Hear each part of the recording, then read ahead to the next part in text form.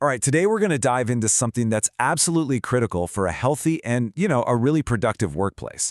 We're looking at that powerful connection between how we feel and how we perform. So let me start with the question, and I bet a lot of you can relate to this. Does work ever just leave you feeling totally stressed out, overwhelmed, maybe even just drained? If that sounds familiar, you are definitely not alone. And that feeling, it has real consequences. You see, this isn't just something in your head. There is a direct, undeniable link between our emotional state and what happens at work. It really goes one of two ways. On one hand, negative emotions, they're a fast track to burnout and conflict. But on the other, positive emotions, well, that's what fuels real motivation. Okay, so if that's the problem, what's really at the heart of it? The answer is in understanding what true well-being at work actually needs. It's not just about avoiding the bad stuff. It's about actively building up two key areas. First up, we've got emotional well-being. Think of this as your internal world. It's all about how well you can recognize, understand, and most importantly, manage your own feelings. It's about being tuned in to what's going on inside. And then, just as crucial, is the other side of the coin, social well-being. This is all about your external world, how you connect, interact, and build relationships with the people around you. This is where great teams and positive cultures are born. So, how do you get good at this stuff? Well, it's not some vague, fuzzy goal. It's actually a learnable skill set, and it has a name: emotional intelligence. This is basically the roadmap for navigating both our inner and outer worlds at work. Now, emotional intelligence is really built on 5 core pillars. Think of them like building blocks, where each one supports the next. So, let's break them down one by one. Everything, and I mean everything, starts right here with self-awareness. This is the foundation. Without it, we're basically just reacting to things blindly. But with it, we can actually understand why we feel a certain way and see the ripple effect it has on others. So, what does this look like in the real world?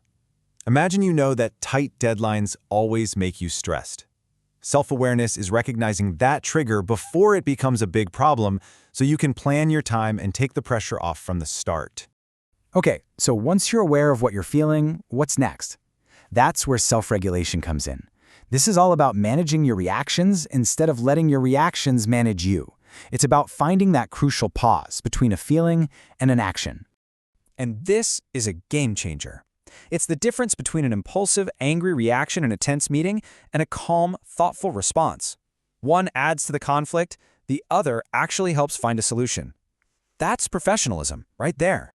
All right, so we've looked inward at ourselves. Now we shift our focus outward, to other people. And this brings us to empathy, the ability to genuinely try to see the world from someone else's perspective. You know, an empathetic leader or a teammate, they build incredible trust because people feel seen and they feel understood. That kind of support creates loyalty and makes a team so much stronger and more resilient. And it makes sense, right? Empathy is the perfect launchpad for our next pillar, social skills. This is about taking all that understanding you have of other people and turning it into effective, positive interactions. This is where the rubber really meets the road. It's about communicating so clearly there's no room for mix-ups, collaborating smoothly, and just becoming that person everyone genuinely wants to work with. And finally, holding all of these other skills together, kind of like the glue, is responsibility. This is the bedrock.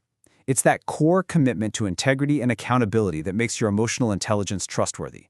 At the end of the day, this is about taking ownership. When you can admit you made a mistake and focus on fixing it instead of blaming someone else, wow, that builds a level of respect and reliability that is just priceless. Okay, this all sounds great in theory, but how do we actually do it?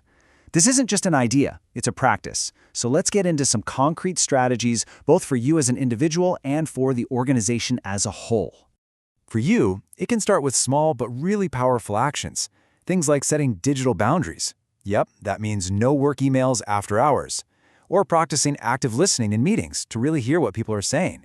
And hey, don't forget to lean on your support system, your friends, family, even HR. You're not in this alone. But look, this isn't all on you, not by a long shot. Organizations have a massive part to play. We're talking about building a culture that actually celebrates people's achievements, encourages open and honest communication, and has leaders who are genuinely empathetic.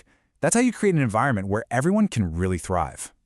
So what's the payoff? What really happens when individuals and companies start putting these strategies into action? Well, the result is incredibly powerful. It's not just about feeling better. It's about performing better. The long-term impact is, frankly, transformative.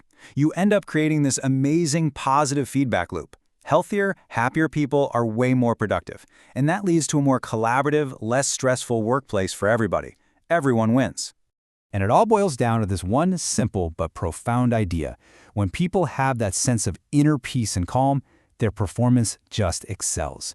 This isn't some fluffy concept. It's a core principle for building a truly successful organization. So I'll leave you with this to think about.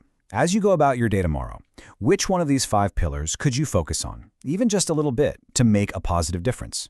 A bit more self-awareness? A little more empathy? Because real change in a workplace culture, it starts with those small, everyday choices.